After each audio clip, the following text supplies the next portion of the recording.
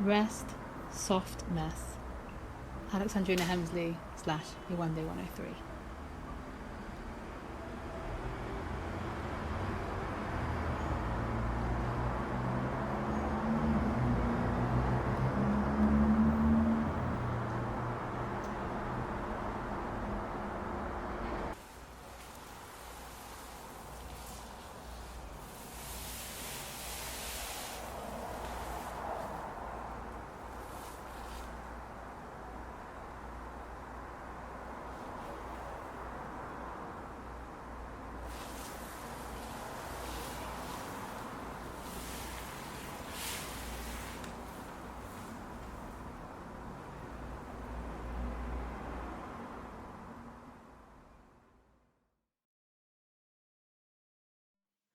Being asked to articulate the concerns of my practice right now, in autumn 2022, amidst both personal and political uncertainties, is a real pleasure.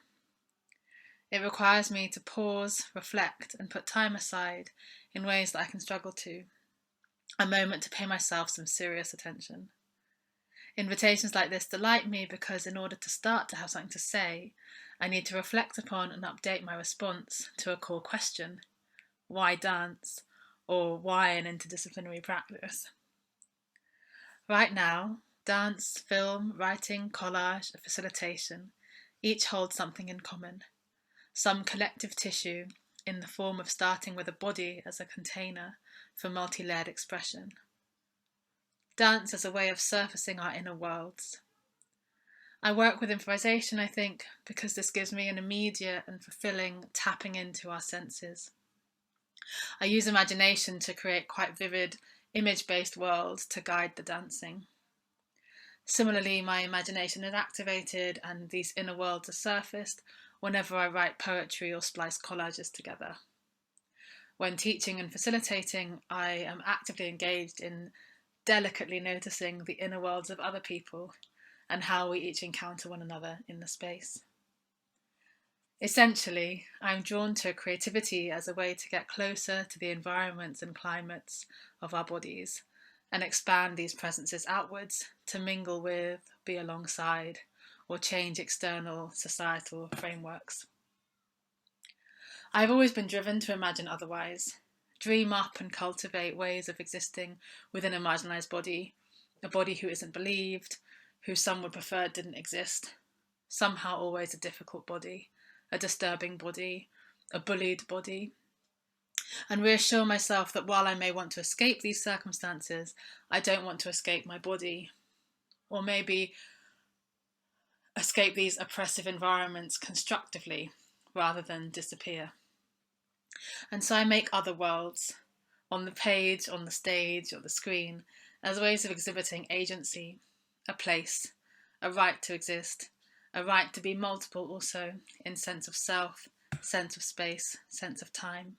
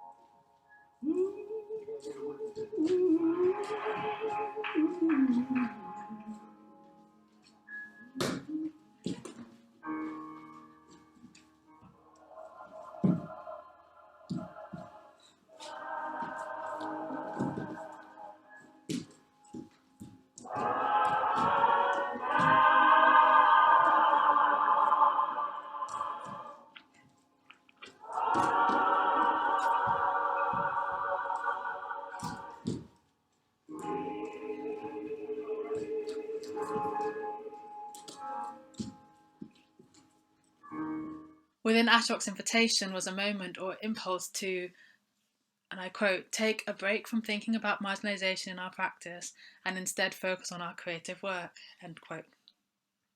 I don't think I can separate these things out because my creative work is made within marginalising situations. But it's interesting to consider where my attention is usually placed. Am I more often in the harshness of the marginalisation, racism and ableism, and their purposeful operations which erase, eradicate, minimise, dismiss, cause self-doubt and add to exhaustion? Or am I more invested in carving out my own space to seek and tap into the ways creative work can nourish and replenish? And if I'm not allowing myself to be replenished, how might I be able to more? Can I take a break? And again, can I separate out how taking a break feels or think through it fully while also knowing that my body, including my mental health, have consistently demanded that I take breaks? Can I consider something or build upon something that I don't always have agency over? Will, when, or how I rest always have an element of tension or internal conflict within it, because rest isn't immediately replenishing and isn't always pain-free? Also, as a freelancer, rest costs me money. Needing to rest means I miss out, drop out, let others down, let go. I'm reminded of when I last took a significant amount of time off to rest and how I had to remind myself, that looking back, that it was a mental and physical health necessity and not a holiday. It didn't even really feel like time off, just time doing other things. It was actually sitting with painful things that I could ignore or suppress with the adrenaline of work. It was a work of soothing my body's physical pain and grieving. It wasn't very restful. When was I last resting rather than trying to rest? I'm not working, but am I resting? This isn't a holiday, it is survival. And now I'm putting this text together on bed rest and feel so icily vulnerable. Rest is messy, rest is mess, or being with the mess. Cleanse, 2018, after Nahira Waheed. Mouth clenched, I press a toe into clear waters. I flinch a little at the ritual's heat. I am pressing past the fire of taking too many tears to bed and seeking a vessel to surrender in, a bath. Trapped in the moment of loss, I let the hot tap run its pain. I am torn at you leaving. Cracks need washing out of my skin so that a poem can rise up in place of the war you conjured and fled from. The steam returns myself to me. Reading Ashok and Joe's emails back around this invitation, I'm struck by the many instances where they both offer support. Conversation, filming help, chances to discuss what I might say if I had the time. There was consideration too of whether I prefer to work alone. Not only is their generosity rare, but my own noticing that I glanced over this. I brushed it aside and excluded their offerings as something I could take either of them up on. I had to face up quite ashamedly to the fact that my current circumstances mean that I'm actually too tired to know what my preferences are. And that I default so effortlessly into the, oh no, I'll be fine, I'll work alone, I'll come up with something to say in the quiet hours of the morning, the early hours of the morning when the moon is still up and I don't think for a second that I might deserve support. It's kind of a protective mechanism to contain my messy head, keep all my uncertainties hidden. That way I can resurface and fulfill the invitation with coherency. Currently, I'm sitting restlessly at the edges of myself where rest is a survival, and somehow I've assumed that means going it alone. Plus cat. We are in the terrain of the compounding and contradictory isolation of resting.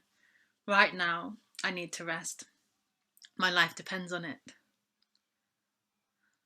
Burnout in 2014 to 2015 meant adapting practice and finding ways to explore around mental health and disability. these tidal, radical shifts in how to navigate an arts practice, which I can still be quite resistant to. I still have a want to keep up with the norm, and foregrounding rest within my practice currently also means missing out on a lot. With a lot of rest comes a lot of internalized judgment for me about not being able to keep up, be present, or witness and support work by friends and peers that I admire. Within rest, there's a constant learning for me to be soft, soft, soft. Last year, my stillborn son passed through me to rest always, from womb world to an unknown world, having never stepped foot in this one. My body as container, a tomb, a sanctuary. I laid my son to rest.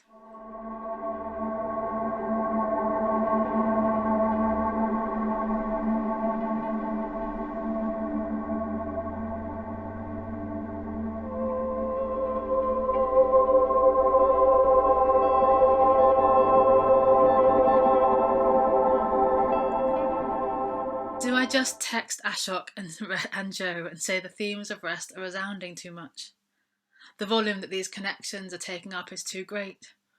Or do I sit compassionately with myself and consider the volume's container and shape? Because again, I want to build, to construct rather than disappear.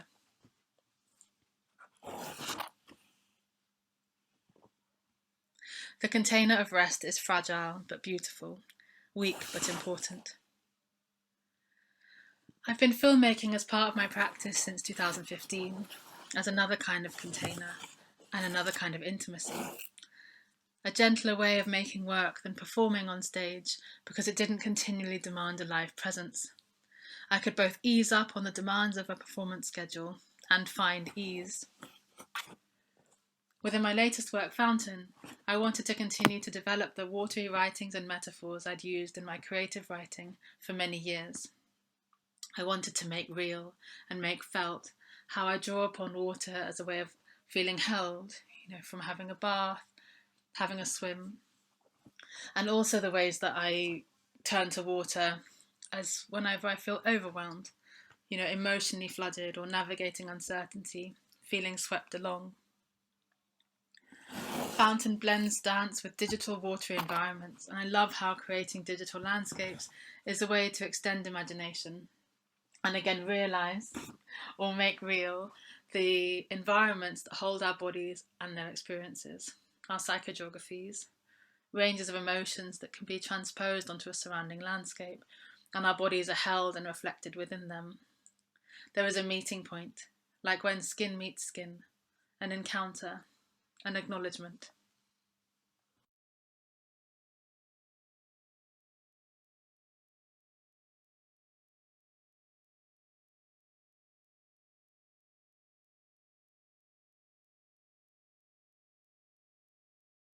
There is also grief and loss in the work, intrinsically linked to the histories of water within African and Caribbean people and the African and Caribbean diaspora.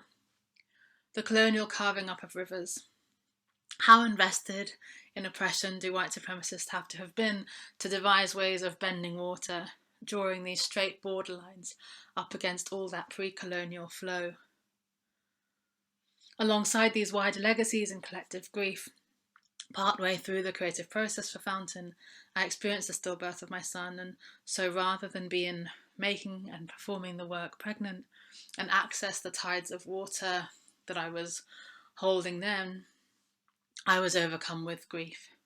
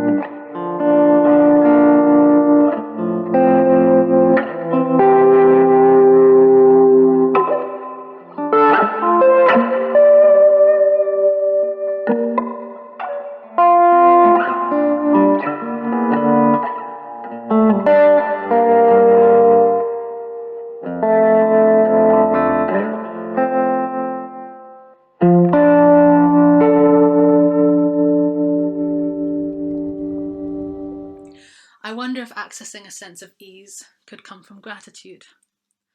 I'm very grateful that Fountain has had a Picture House tour. It's been wonderful to see the scale of the work, the feeling in the cinema with dancing on such a big screen. Audience members have been small and intimate. I think a mixture of me being unable to continually have a presence the last few years, I guess, and also this huge, urgent, wider economic context of what so many are facing this winter. Very few of the industry folk I've built up connections with over the past 12 years have come to see the work. I'm not sure where this leaves me and my career, especially in relation to disability, exposure, access, inconsistency of support. But for those organisations who have been to see the work and supported the ways the tour has had to adapt around my need to rest, I've been incredibly touched by the flexibility shown and how this work can and is being presented even while I rest at home. I'm really proud, and I really hope that it sets a precedent for other artists and dance filmmakers to move in these spaces if they want to. There is always the dimension of navigating more mainstream spaces and the tensions and power disparities around this. Good accessing rest, comfort and ease come from permission. This summer I couldn't take care of myself. I couldn't care for my long mixed heritage hair, and I cut it off. In the past, shaving my head had always felt empowering, something I felt a lot of agency in. I used it as a kind of passageway or transition marker, a kind of closing of the chapter and inviting in the new, inviting in the future. To friends and colleagues, I span my latest chop as part of the same cycle, like, oh yeah, I do this every few years. But I was lying, I was sick, I was too sick to cope, and too exhausted to condition and comb through my hair. I was too proud to ask for help. I chopped off a part of me instead. My relationship to needing rest, the resistance I can feel, can be brutal. As my curls grow back out, I wonder what could have happened if I gave myself permission to be cared for, be seen as vulnerable, incoherent, lost. Right now, there is a disconcerting amount of comfort and coherency, reporting after the facts. The moon has gone to bed, and now the sun is up. Upcoming for 2023. Limited edition collage printed on bedding, duvets, blankets and pillow covers. Launching Oscar Rock Bereavement Fund, including care packages for freelancers who have experienced baby loss. Watch this space. Rest, soft mess. Alexandrina Hemsley /Yewande103. www.yewande103.com. Social media handle @Yewande103.